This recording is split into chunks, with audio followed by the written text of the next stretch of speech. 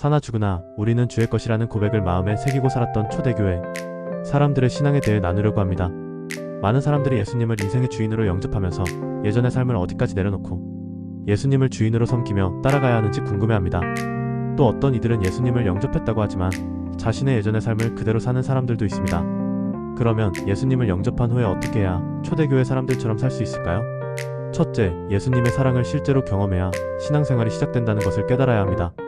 우리의 삶이 바뀌지 않는 이유도 예수님의 사랑을 실제로 경험하는 것에서 실패하고 그저 머리로만 생각하기 때문입니다.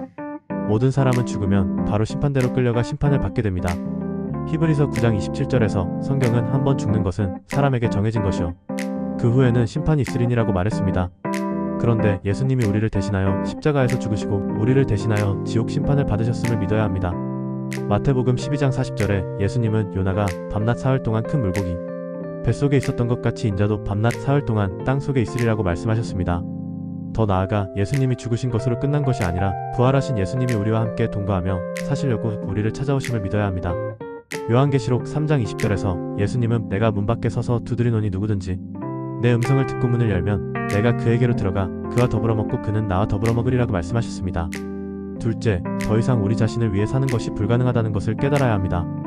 선악과 사건 이후로 우리는 사탄이 타락시킨 문화 속에서 살게 되었습니다. 고린도서 5장 15절에서 사도 바울은 그가 모든 사람을 대신하여 죽으심은 살아있는 자들로 하여금 다시는 그들 자신을 위하여 살지 않고 오직 그들을 대신하여 죽었다가 다시 살아나신 이를 위하여 살게 하려 함이라고 고백했습니다. 그런 척하며 흉내내는 삶이 아니라 실제로 오직 예수님을 위해 살겠다는 결심으로 살아야 합니다. 초대교회 사람들은 정말로 이런 삶을 살았다고 사도 바울은 고백했습니다. 로마서 14장 7절에서 9절에 사도 바울은 우리 중에 누구든지 자기를 위하여 사는 자가 없고 자기를 위하여 죽는 자도 없도다. 우리가 살아도 주를 위하여 살고 죽어도 주를 위하여 죽나니 그러므로 사나 죽으나 우리가 주의 것이로다. 이를 위하여 그리스도께서 죽었다가 다시 살아나셨으니 곧 죽은 자와 산 자의 주가 되려 하심이라 고 말했습니다. 셋째, 예수님이 주시는 감동에 우리는 즉시 반응해야 합니다. 우리가 삶 속에서 어느 순간 예수님으로부터 무엇을 하기를 바라는 감동이 느껴질 때가 있습니다. 그 순간 우리는 하던 일을 멈추고 그 감동이 예수님으로부터 온 것인지를 분별한 후에 맞다면 예수님의 감동을 즉시 따라야 합니다.